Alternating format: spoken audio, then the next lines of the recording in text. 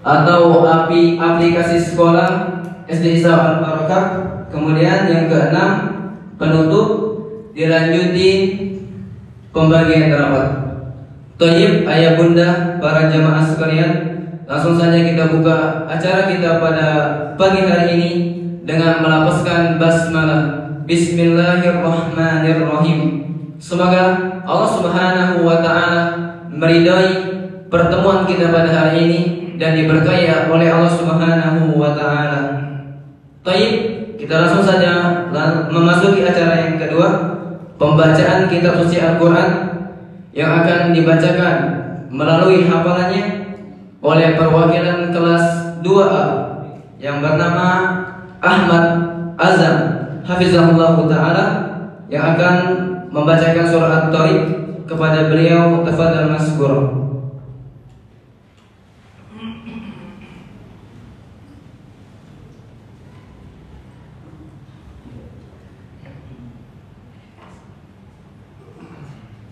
Assalamualaikum warahmatullahi wabarakatuh. A'udzu billahi minasy syaithanir rajim. Bismillahirrahmanirrahim.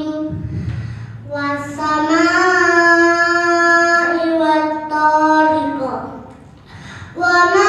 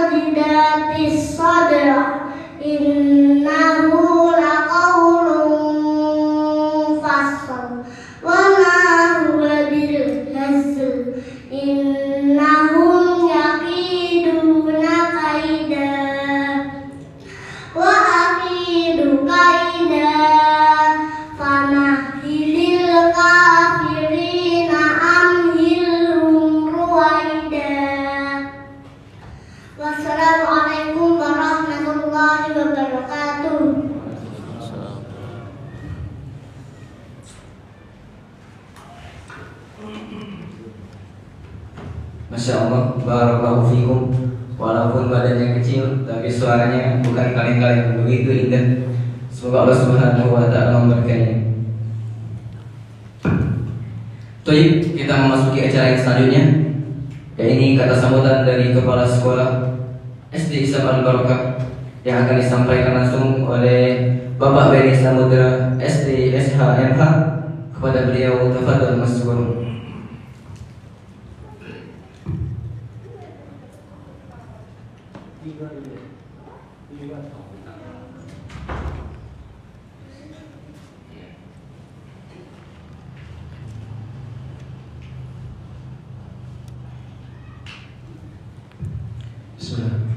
Assalamualaikum warahmatullahi wabarakatuh. Alhamdulillah, nahmaduhu wa nasta'inuhu wa nastaghfiruh wa na'udzu billahi min shururi anfusina wa min sayyiati a'malina. May yahdihillahu fala mudilla lahu wa may yudlil fala hadiya lahu. Asyhadu an la ilaha illallah wahdahu la syarika lahu wa asyhadu anna Muhammadan abduhu wa rasuluh. Allahumma shalli wa sallim ala Muhammad wa ala alihi wa man tabi'ahum bi ihsanin ila yaumil amma ba'd. Kepada Al-Ustaz Abu Ahmad hafizahullah, kepada Ustaz Ilham hafizahullah, kepada yang kami hormati ayah bunda wali kelas SD Islam Al Barokah, wali murid akan, kepada yang kami banggakan ustadz dan ustadzah, wali kelas, guru, tenaga pendidik dari sekolah Islam Barokah yang kami banggakan dan kami sayangi semua.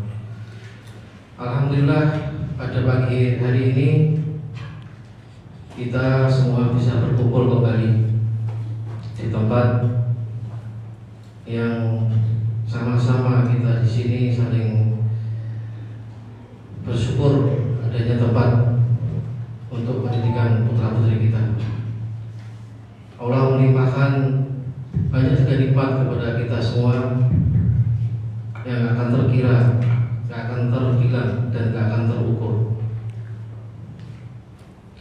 Dan tidak lupa juga kita ucapkan salawat dan salam kepada Nabi besar kita Muhammad SAW, kepada para keluarganya, sahabat, dan para pendengar. Bapak dan Ibu semuanya, ayah bunda yang kami hormati dan kami banggakan, tidak lupa kami selalu mengundang Bapak dan Ibu semua untuk kita bersama-sama berkumpul di pagi yang hari ini. Dari kemarin sudah kita undang, ini kita undang lagi, dan kita mengucapkan syukur alhamdulillah atas kehadirannya, dan semoga ini semua tidak membosankan. Harapan kita mengundang Bapak dan Ibu ini tidak lebih dan tidak kurang adalah bagaimana kita sama-sama berjuang, sama-sama membangun pendidikan yang ada di sekolah kita ini agar lebih maju. Bagi kita yang ada di sini menjadi suatu tanggung jawab atas apa yang ada di depan kita ini. Kita memiliki pendidikan yang visi misi untuk agama anak didik kita ini, itu yang terpenting.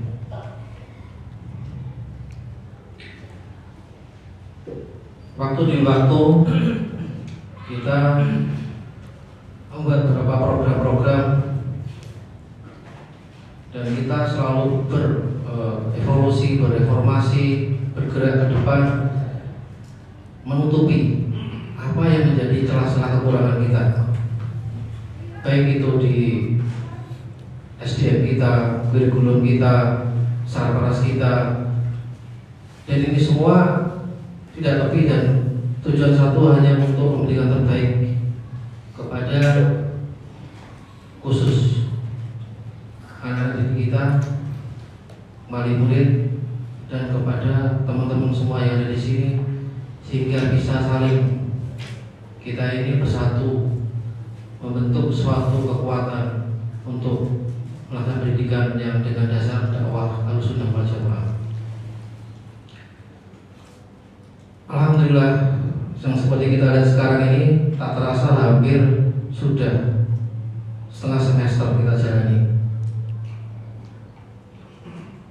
Kurikulum yang ada kita mulai terapkan, kita laksanakan.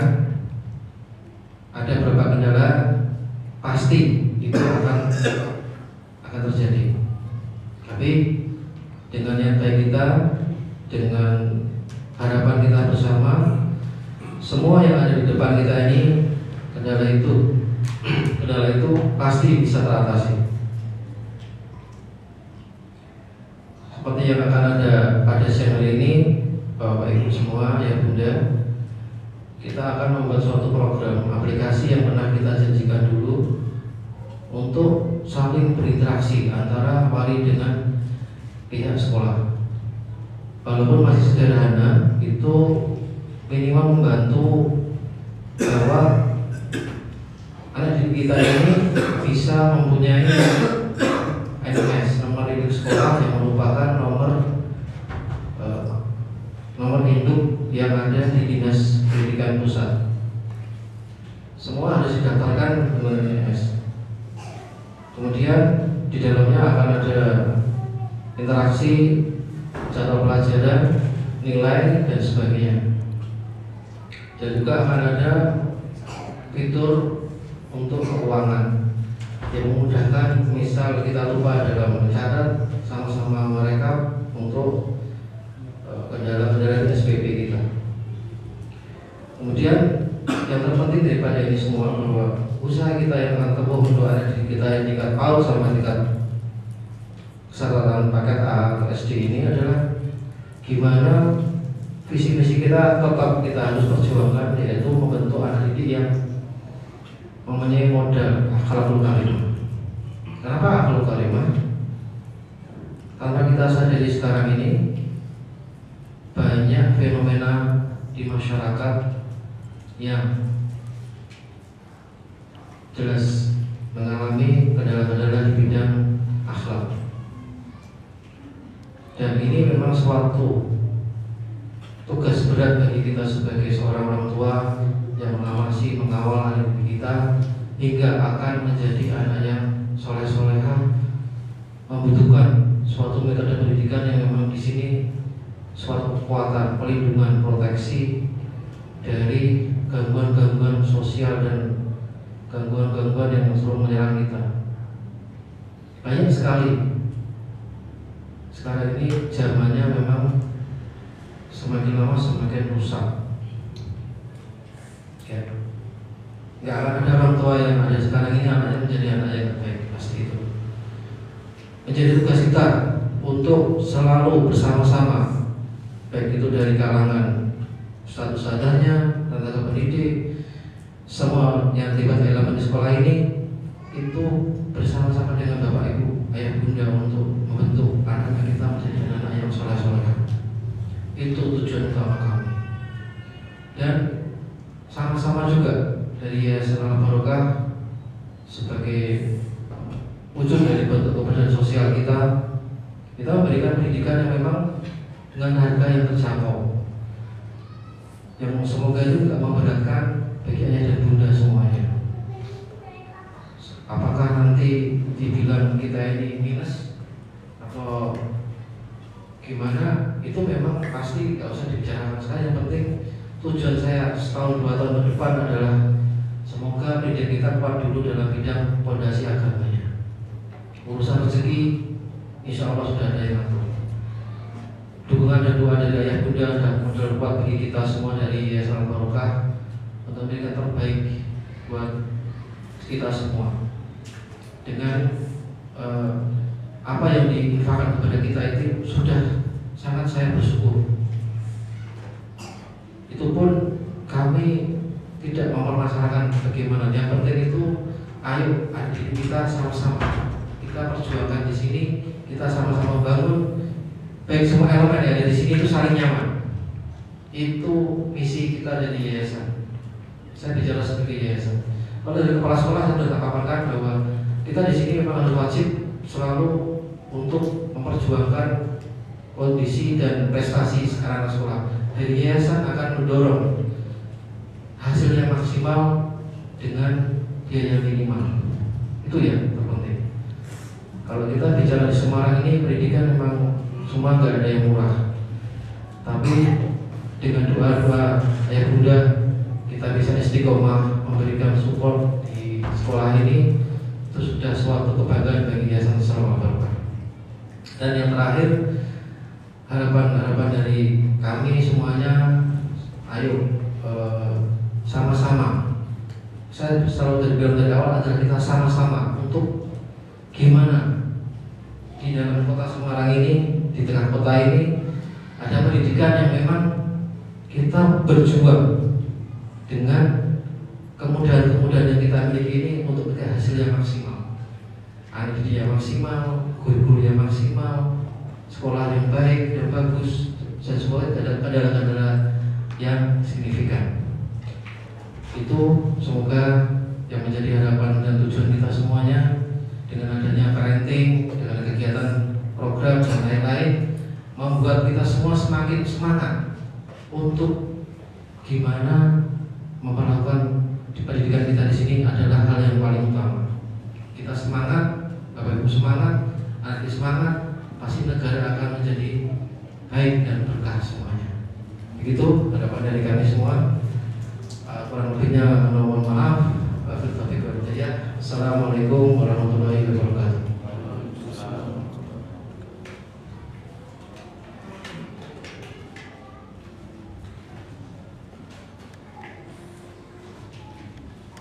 Jazakumullahu khairan, kita ucapkan kepada Bapak Kepala Sekolah atas kata sambutannya. Baik, selanjutnya kita akan memasuki acara yang selanjutnya, yaitu tausiah yang akan disampaikan langsung oleh guru kita, Ustadz kita, Ustadz Abu Ahmad Rahmat SPD MPD Hafizahullah Ta'ala, yang akan dia sampaikan dengan tema berinteraksi dengan perilaku anak. Kami ingatkan kembali kepada para tamu undangan ayah bunda untuk mempersiapkan catatannya untuk mencatat faedah yang beliau sampaikan. Kepada beliau tafadhal maskur.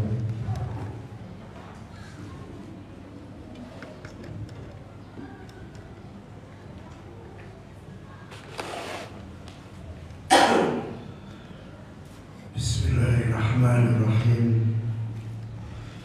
Assalamualaikum warahmatullahi wabarakatuh.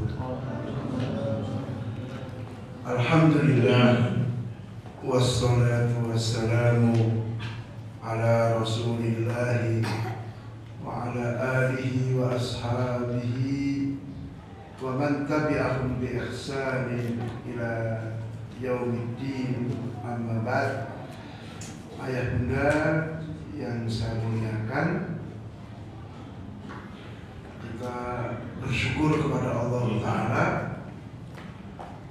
di pagi hari ini bisa ketemu kembali, dan kami mohon maaf ya, jadwalnya dimajukan supaya bisa berbarengan dengan pengambilan rapor.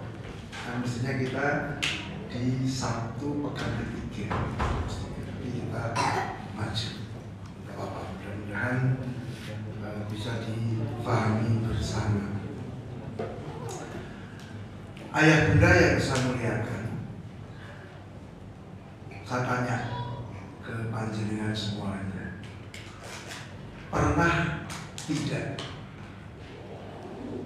jenengan itu jengkel dengan perilaku anak-anak jenengan? Nanya ini, pernah gitu? Pernah? Pernah atau sering, Pak? Atau satu sisi, ayah bunda pernah nggak kepikiran, kok anak kok gini, gitu, anak kok gini. Kita ada rasa cemas, khawatir, deg-degan gitu, kok piye gitu. Pernah gitu, anak kok menengahin, udah kamar tok, sering ngelamun, ya, dikongkon ngeyel, kok orang gaul,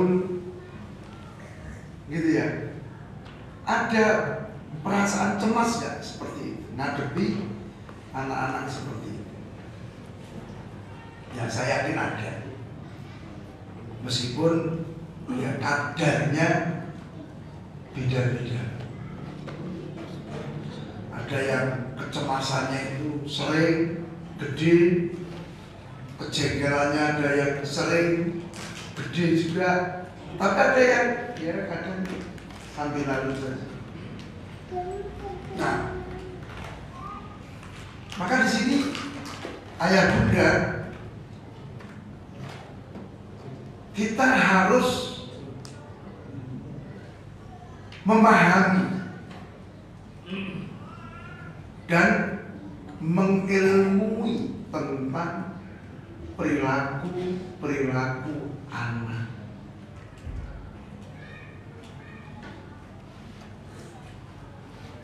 apa yang muncul, apa yang kelihatan dari perilaku anak itu adalah indikator atau sebatas gejala.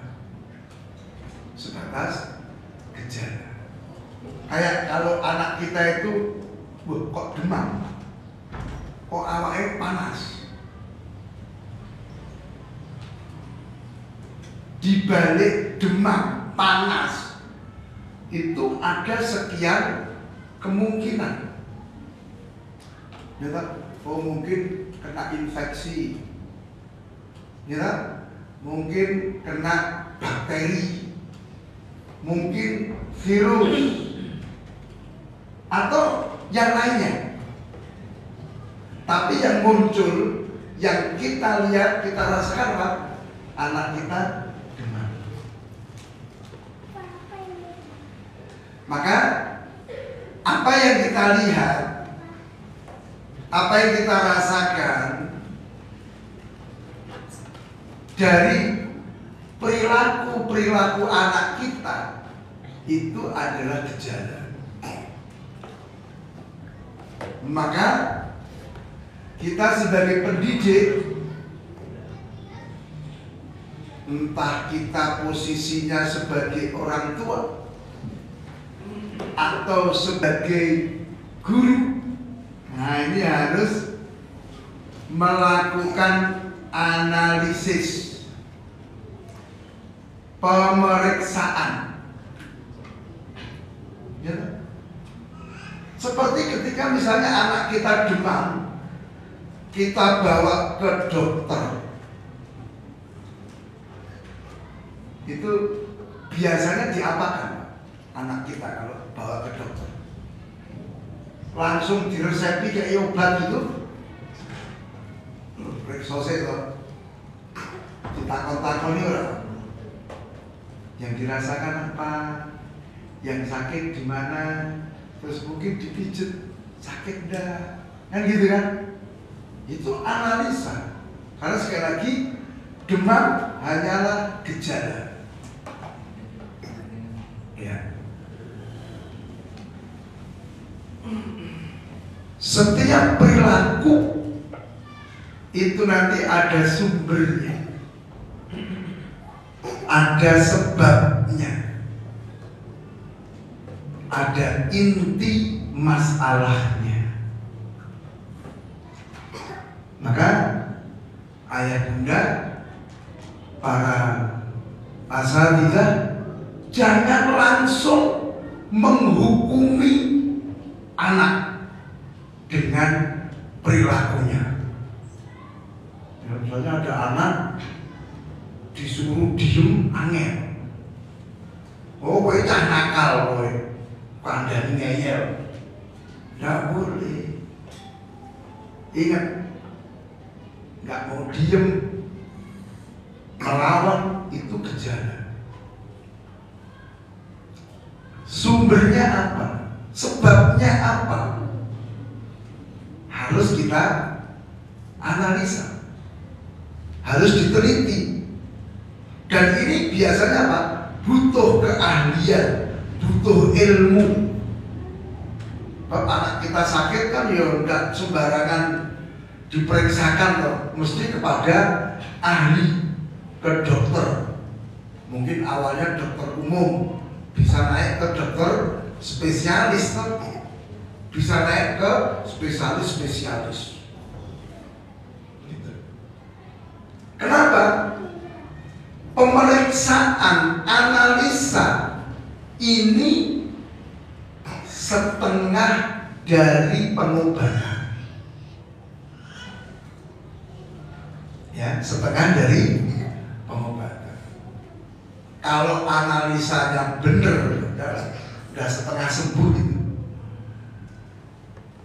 Maka mari ayah bunda, masing-masing kita belajar. Belajar apa? Satu, menahan diri tidak tergesa-gesa, tidak langsung menghukumi dan mensikapi perilaku anak. teliti sih, ya. Tanpa analisa, wah nanti malah tambah parah. Ya, coba misalnya kita pernah mengalami ada seorang ustaz, beliau ini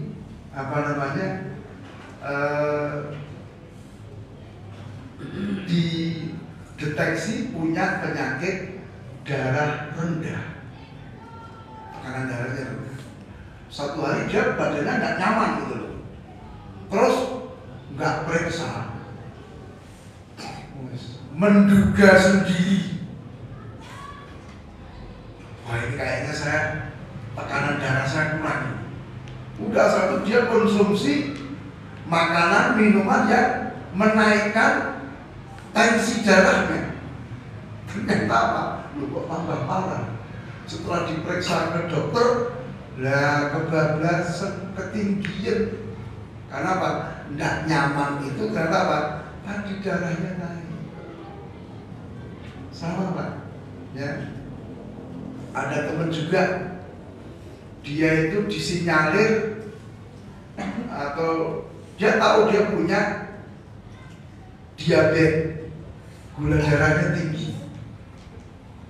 Dan ini Pak, bisa beritahu gejala orang yang gula darahnya tinggi dengan yang gula darahnya terlalu rendah sama. Keringat dingin, gemetar, jelek, lemes. Dia ini merasa gulanya terlalu tinggi karena mengalami gejala itu. Ternyata apa? Terlalu rendah. Kan bahaya, mematikan. Maka sama perilaku anak. Nah ini kalau tidak kita analisa sumbernya apa, sebabnya apa, inti masalahnya di mana, salah penanganan, hancur masa depan anak-anak kita. Ada satu kisah nyata dari seorang konsultan. Ya, ada seorang ibu datang membawa anaknya. Dia keluhkan anaknya ini kejang-kejang, mengalami kejang-kejang. Hasil pemeriksaan dokter, semua spesialis saraf dan sebagainya menyatakan apa? Normal. Nggak ada gangguan saraf, nggak ada gangguan anggota badan, semuanya sehat, normal. Tapi kok mengalami kejang-kejang, kenapa? Akhirnya melalui diskusi, tanya jawab, ternyata apa? Si ibu ini punya gambaran yang namanya anak itu harus gaul, punya banyak teman gitu loh. Nah anaknya dia ini nggak seneng gaul. Dia punya teman cuma satu, sepupunya. Itu pun ketemu seminggu sekali. Dia kan cemas, anakku orang gaul, anakku kok sosialisasinya kurang bagus. Datang ke seseorang, orang yang bukan ahli, tapi sering bicara pendidikan. Dia bukan ahli pendidikan, secara akademik ataupun ini dia nggak punya. Akhirnya apa? Dia sarankan, sudah anakmu diikutkan kegiatan perkemahan saja. Kemana? Ya kalau bahasa kita apa ya? Outbound apa gitu ya. Nanti kan banyak gaul dengan ini, lebih mandiri dan sebagainya. Langsung sama ibunya didaftarkan. Dan harapannya tinggi banget, seneng banget nanti anakku pulang kegiatan ini, wah jadi anak yang hebat, anak yang cerdas bergaul dan sebagainya.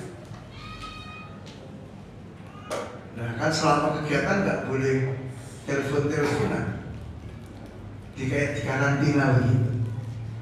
Anak ini sebetulnya apa? Seorang pemikir, seorang yang suka menganalisa, ya.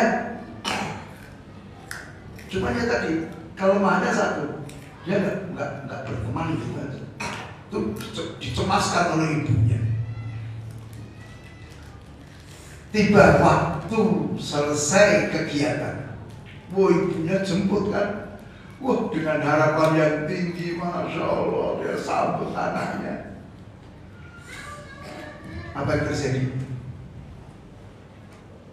Setelah sampai di rumah, anaknya jadi pendiam, nafsu makannya berkurang. Yang sebelum kegiatan itu dia banyak bertanya, asyik ngobrol gitu, hilang. Bahkan mulai ngompol, padahal di usia 10 tahun. Akhirnya apa? Ibu ini keheranan, mulai emosi, kok hasilnya tidak seperti yang diharapkan. Mulai diteriakin, mulai dimarahin, mulai diancam, sampai pada suatu hari ibunya ini marah, lalu anaknya tiba-tiba jatuh kejang. Ini kenapa? Karena dia, ibu ini tidak menganalisa. Ibu tidak memahami bahwa perilaku menyendiri, tidak punya banyak teman, itu adalah apa? Sebetulnya perilaku yang normal. Kan tidak semua anak itu senang gaul, ya kan? Tapi kenapa dipaksakan? Jangankan anak-anak, orang dewasa saja. Ya ngapunten, bapak ibu kan juga gitu. Ada yang seneng gaul, nek nongkrong yang pos rondo ini, ada sesuatu yang kurang. Nah ya ada bapak ibu yang males lah, ngapain? Pulang kerja sudah di rumah, asyik di rumah aja. Ada tipe-tipe gitu loh. Nah ini analisis masalah. Selanjutnya, ya kalau tadi orang tua tidak memahami masalah, ini akan menimbulkan apa? Berbagai kekacauan dalam pendidikan anak-anak kita. Kemudian ayah bunda, orang tua atau pendidik secara umum, orang tua atau guru itu ternyata dapat digolongkan menjadi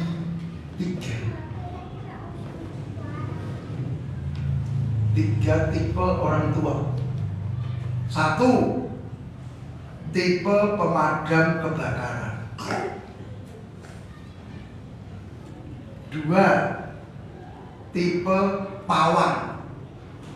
Tahu ya Pak, pawang itu. Jadi kan kalau lihat sirkus binatang buas, kok iso macane manut gitu. Pawang. Yang ketiga adalah tipe pendidik positif. Nah ini kira-kira kita masuk yang mana ini? Nah kita pelajari dulu karakter dari tipe-tipe itu tadi. Kita lihat tipe pemadam kebakaran itu 1, cirinya apa? Membatasi peran pendidikannya dalam kondisi tertentu. Kalau ada masalah baru dia terlibat menjalankan peran sebagai pendidik. Pemadam kebakaran kan jadi gitu Pak. Nek tidak ada laporan telepon kebakaran ya petugasnya kan ya nongkrong aja di kantor. Enggak ada mobil pemadam kebakaran kok keliling-keliling nyari kebakaran itu nggak ada, ya kan? Ada, dia akan bergerak saat terjadi kebakaran. Orang tua tipe pemadam ini adalah ya gitu. Kalau anaknya ada masalah, kalau nggak ada masalah, ya cuek-cuek aja. Nggak ada pikiran untuk meningkatkan, menjaga tindakan preventif, itu nggak ada. Pokoknya dia membatasi perannya saat kejadian. Mungkin kalau selama ini misalnya apa? Anaknya sekolah ini sekolah ini. Baru kalau anaknya itu punya masalah di sekolah, baru dia. Itu pemadam kebakaran. Ciri yang kedua, berusaha memadamkan persoalan anak tanpa memahami sebabnya. Jadi pemadam kebakaran begitu. Mana ada dia tanya-tanya, ini mau ngopo? Kok kobong omahmu iki ngopo? Nggak ada, yang penting matikan aja. Dia nggak bicara tentang sebab. Yang penting apa? Targetnya api itu mati. Maka tipe orang tua pemadam kebakaran apa? Prinsipnya apa? Yang penting masalah anaknya selesai tanpa mau melihat sebabnya. Ya sama dengan tadi, anaknya demam, yang penting tidak demam lagi. Yang penting kasih paracetamol atau dikasih apa penurun panas tanpa melihat sebabnya apa. Sekarang akhirnya apa? Ini jengkel sendiri, Pak. Gitu? Panas, kasih paracetamol, turun, nggak lama panas lagi. Kasih lagi, panas lagi, apa? Tidak dari sumbernya.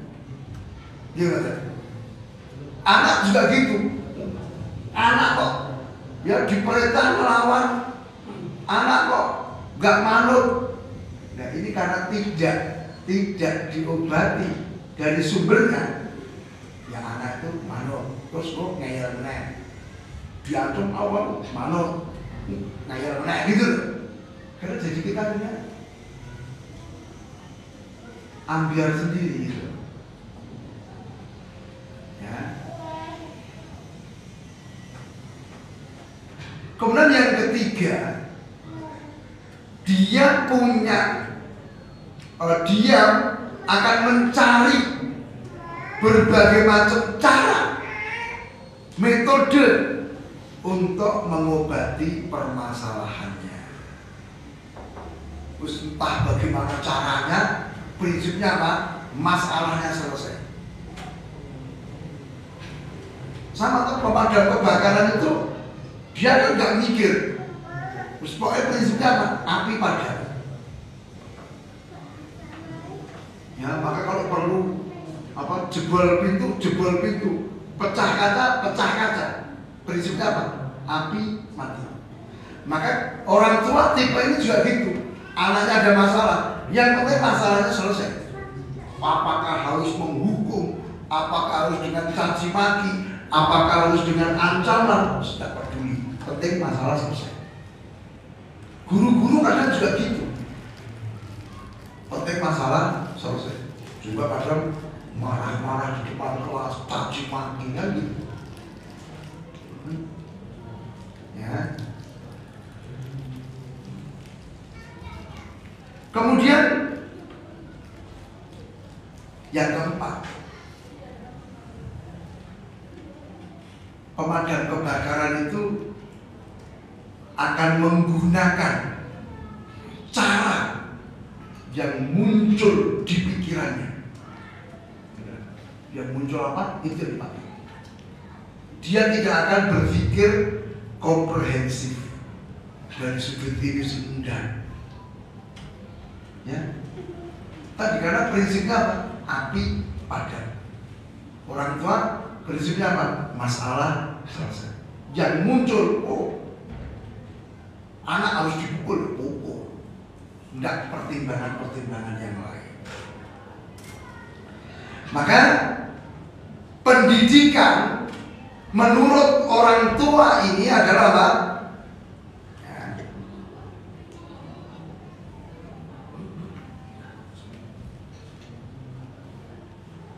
melakukan intervensi. Ya, jadi pendidikan menurut mereka ini adalah apa? Kalau sudah memenuhi kebutuhan pokok makan, minum, pakaian dan sebagainya, pendidikan apa?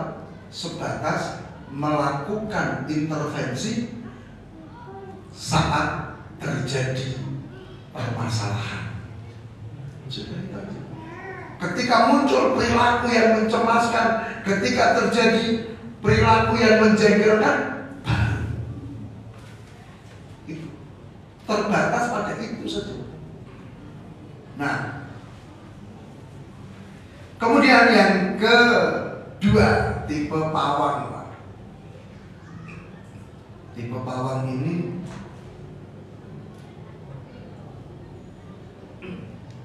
prinsipnya, orang tua atau pendidik tipe pawang ini prinsipnya apa?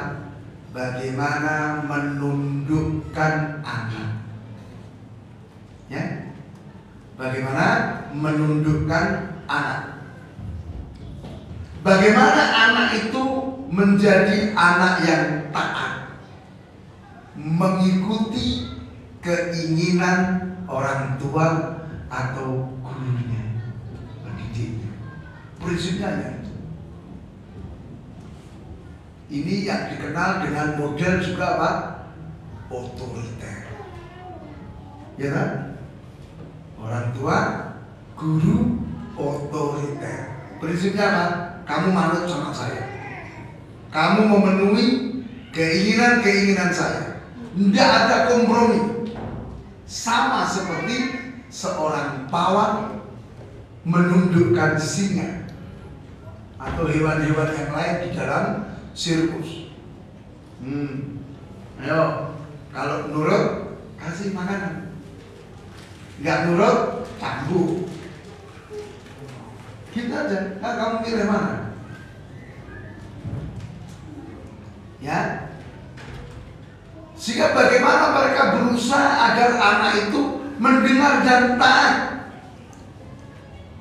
Ya, anak tidak diberi hak untuk menyampaikan pikiran dan perasaannya.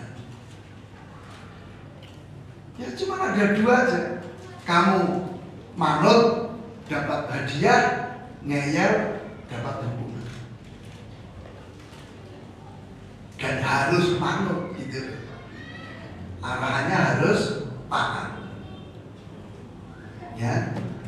Maka tipe kedua ini, ya, orang tua atau guru memandang anak-anak itu seperti binatang, binatang sirkus.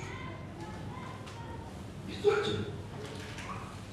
Ya, tidak lagi dipandang sebagai seorang manusia yang punya hati, punya perasaan, punya akal, punya jiwa. Tidak.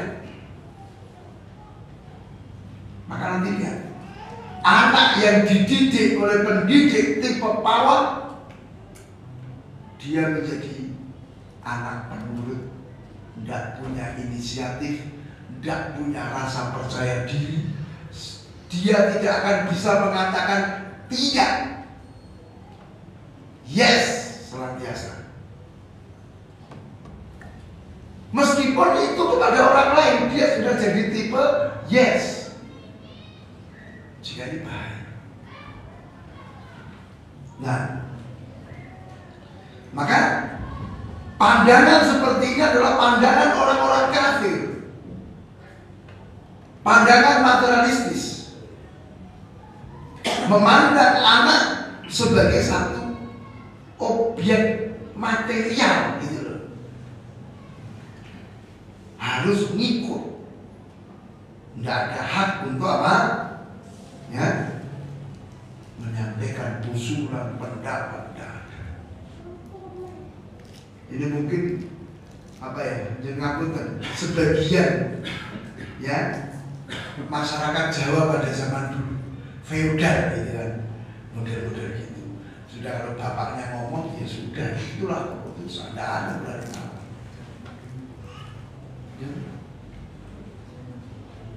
Kemudian yang ketiga, nah ini yang ideal Pak, tipe pendidik positif. Ya. Nah, ada 3 ciri orang tua tipe pendidik positif atau guru pendidik positif. Yang pertama, dia memiliki hubungan positif dengan anak. Ya. Memiliki apa? Hubungan positif dengan anak.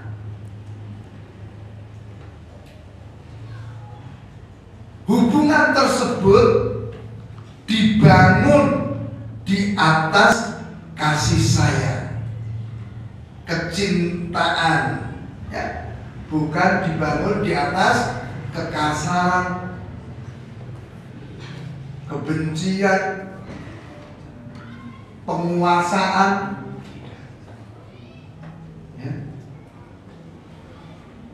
Maka pendidikan tidak akan berjalan dengan baik kalau antara pendidik dengan anak tidak memiliki hubungan positif ini. Dan ini ternyata subhanallah, ya, disebutkan dasar-dasarnya di dalam Al-Quran, hadis, fabima rahmatin minallahi lintalahu falau kunta faddan ghalidhal qalbi lan faddu min hawlik. Dengan rahmat Allah engkau bisa bersikap lunak kepada mereka. Kalau kamu itu keras, kasar hatimu, maka akan lari orang yang ada di dekatmu. Kalau kita ini keras, kasar, suka mengancam, suka teriak, suka mencela, mencaci maki, menghukum, anak kita akan lari. Dia tunduk karena dia masih kecil, dan itu hanya di hadapan kita. Di luar jangkauan kita, anak itu merdeka, suka-suka. Nanti kalau udah agak gede, kita semakin dewasa semakin kuat. Ya. Maka jangan 100% salahkan anak. Bisa jadi perilaku anak itu adalah apa? Respon, balasan atas sikap perilaku kita, orang tua, guru kepada murid atau anak. Sama sih ingat ya zaman dulu sekolah ya, tahun berapa ya? 80-an lah, 85 gitu. Masya Allah, itu seringkali dapat berita ada seorang guru dicegat muridnya, tantang gelut, Pak.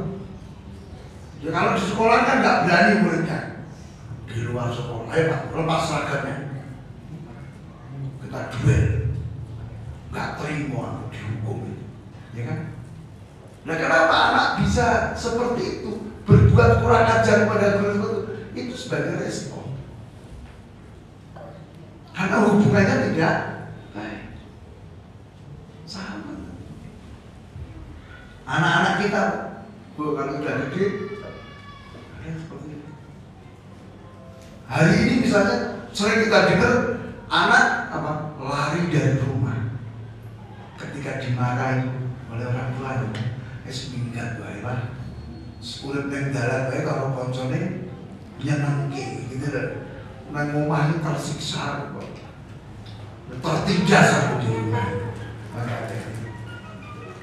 Kemudian yang kedua, tipe pendidiknya adalah apa? Tidak fokus pada gejala.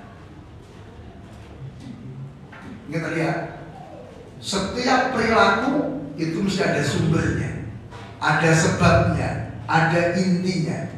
Maka pendidik tidak fokus pada gejalanya. Sama kita orang tua, ketika anak kita demam, kita nggak berpikir, nggak fokus pada demamnya. Demam itu hanya efek, hanya gejala. Tapi di balik demam itu ada apa? Gitu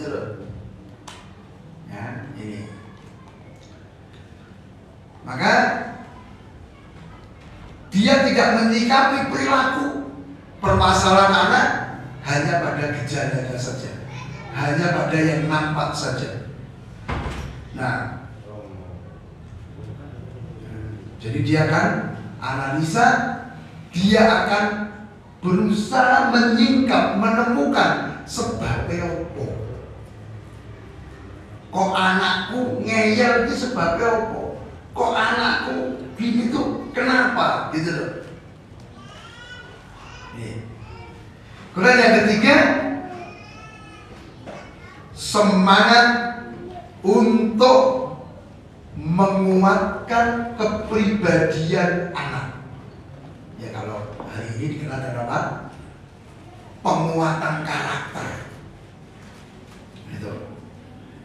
Ya. Jadi tujuan pendidikan menurut dia adalah apa? Menumbuhkan anak yang bangga dengan kepribadiannya.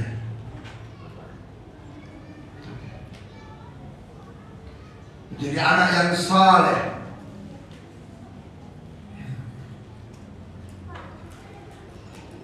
Ini prinsip pendidikan yang ada pada tipe ketiga. Baik.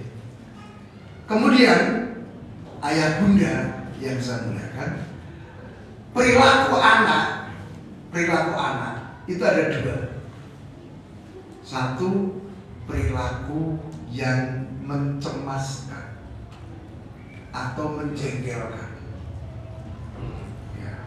Artinya apa? Tahu aku mau bayar, gue malah teriak-teriak lagi. Ini gak menyimpang tapi menjengkelkan. Nah, yang kedua adalah perilaku, yaitu apa? Kegoncangan perilaku. Jadi anak mengalami kegoncangan perilaku. Artinya apa? Perilaku anak ini sudah menyimpang. Baik menyimpang dari ketentuan syariat, norma-norma, atau keumuman dari tahapan perkembangan. Itu.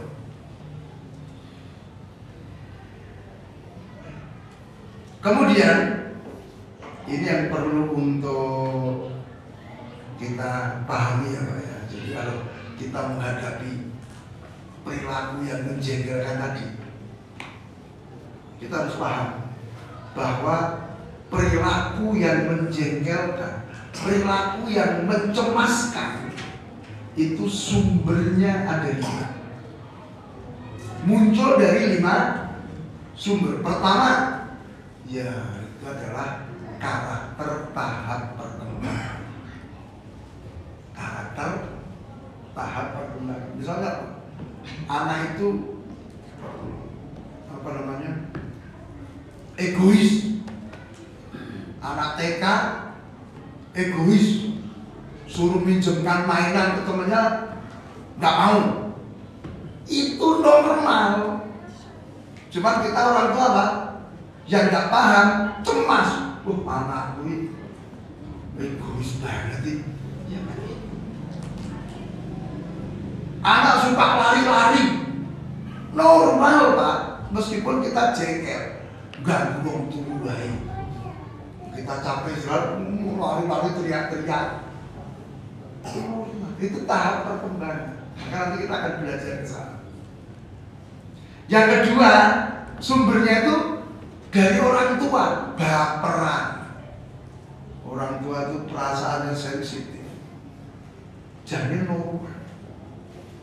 Cuma karena orang tua itu perasaannya sensitif, dianggaplah normal. Menjengkelkan. Ada seorang itu datang ke psikolog, toko langsung ngomong, anakku setan. Anaknya setan gitu. Anakku orang itu celaka, gak faedah, anak anfaedah. Lah sebentar, maksudnya piye? Lah nek engkau mengatakan anakmu setan berarti sampai ngomong boe setan kan gitu. Coba terangkan dulu, jangan nyebutkan hukum secara global gitu. Coba cerita yang dilakukan, yang diucapkan anakmu itu apa? Mosok langsung anakku setan. Ya ternyata maknya cerita maknya dia ini pecandu sinetron. Sudah sampai episode 150. Nah, katanya akhir-akhir ini saat saya sedang nonton sinetron, menikmati, terbawa oleh sinetron itu, tiba-tiba anaknya dua ngagetin, wah, terus gerak-gerak juga di hadapan dia, ngalangi dari televisi. Ini salah soal. Kan perasaan orang tuanya, gitu.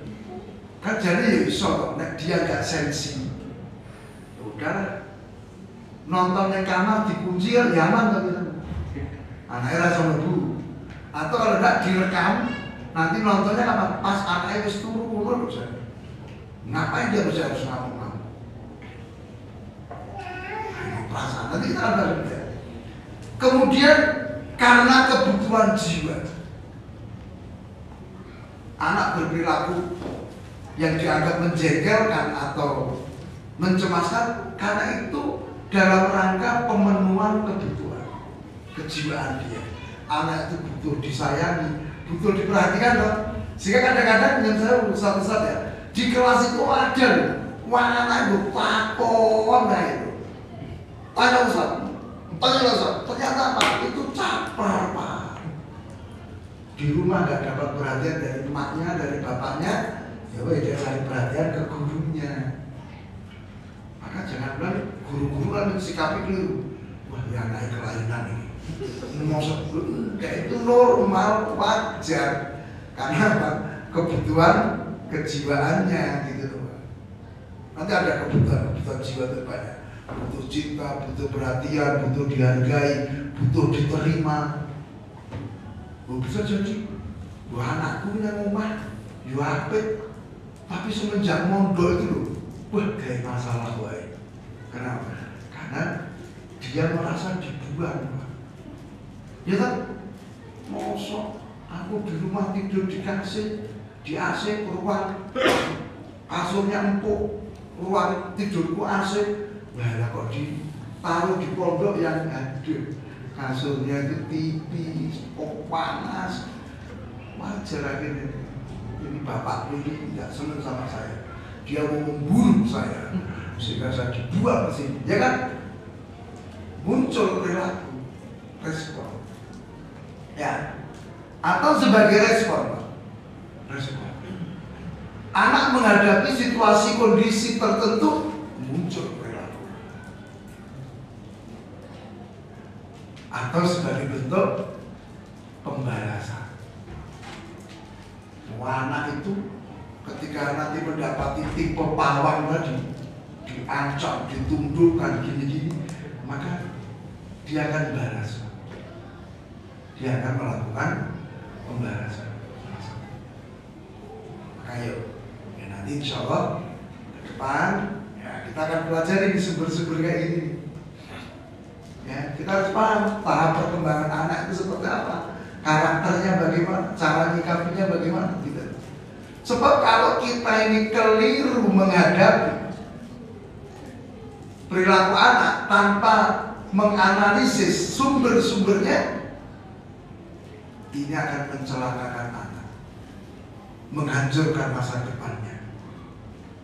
Nah, maka nanti ya sedikit demi sedikit kita belajar, ya, supaya nanti juga anak-anak kita mendapatkan kebaikan. Ya, jadi bapak ibu di rumah baik, nanti para guru ustadz yang ada di Al Barokah juga kita akan latih, kita akan bimbing, sehingga nanti apa? Akan bisa mensikapi perilaku anak itu secara wajar dan benar. Oke, demikian dulu bapak ibu yang bisa mendengarkan, masih banyak materinya di sini. Ya, nantilah sedikit demi sedikit. Ya, mudah-mudahan Allah Ta'ala memberikan taufik kepada kita Sehingga tugas kita untuk menjalankan amanah, melaksanakan wasiat Allah berkenaan dengan anak-anak kita sukses nantinya. Ya, dari saya cukup. Subhanakallahumma bihamdik, asyhadu an la ilaha illa anta, astaghfiruka wa atubu ilaik, wa billahi taufiq. Atau sebelumnya kalau ada pertanyaan berkenaan dengan materi.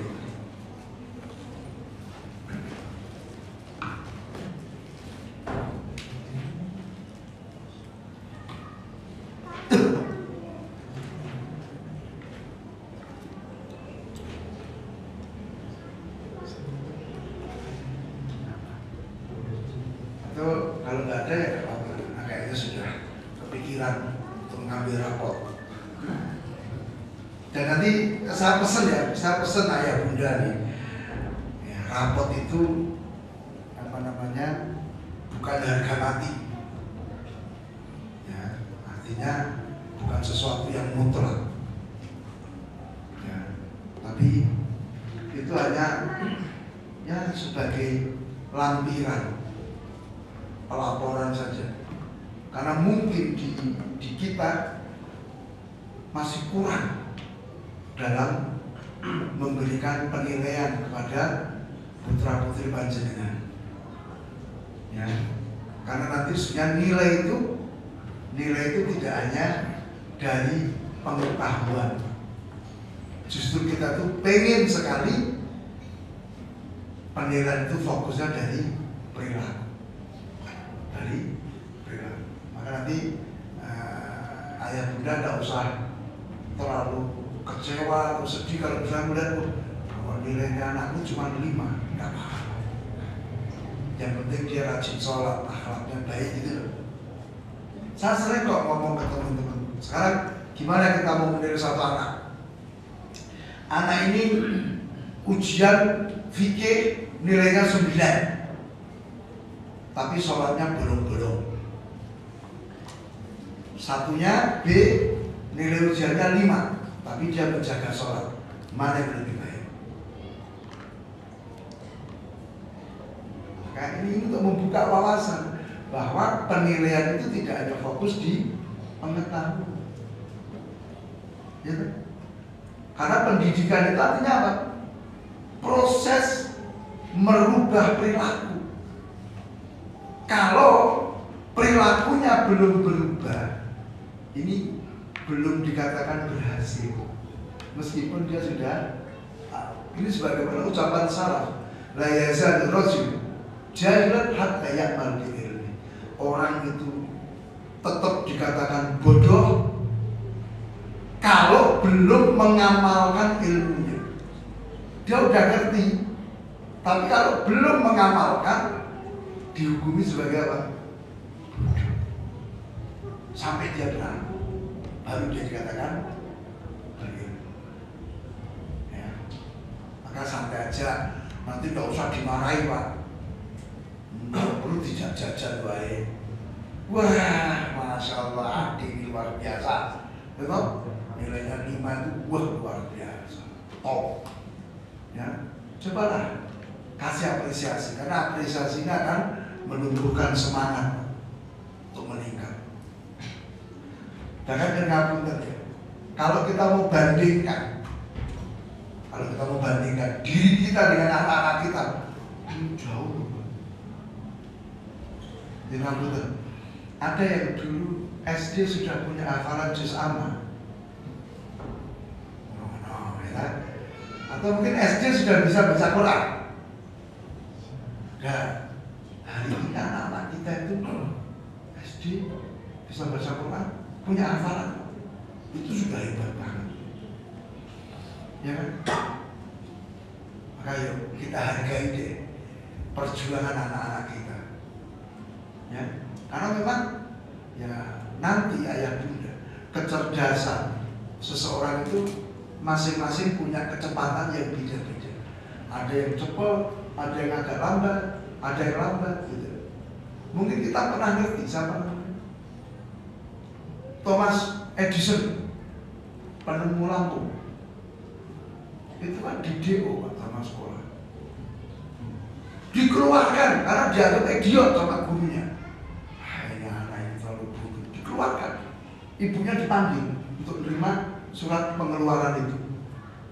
Sampai di rumah, anaknya tanya, "Ibu, kenapa aku nggak boleh sekolah lagi?" "Kamu ini anak hebat. Guru-gurumu sudah tidak mampu mengajari. Hanya mak yang bisa ngajari kamu. Hanya mama yang bisa ngajari kamu." Ya, hasilnya dia menjadi penemu sekian banyak penemuan. Karena memang saat itu dia belum berkembang saja kecerdasannya. Masing-masing butuh waktu. Maka nanti jangan coba kalau ibunya Edison belum, "Kamu dasar anak bodoh, bikin malu orang tua aja, sekolah kok sampai dikeluarkan ini."